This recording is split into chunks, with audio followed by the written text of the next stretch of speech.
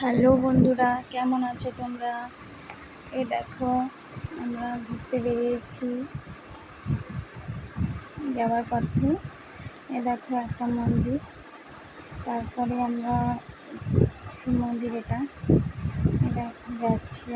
আর একটু পরে দেখো সূর্য মন্দির, তারপরেই আমরা চলে যাব দামোদর নদী ব্রিজ পেরিয়ে একটু চলে যাব আমরা খাবার খেতে ফুচকার দোকানে, কারণ আমার মেয়ে ফুচকা খেতে খুবই ভালোবাসে।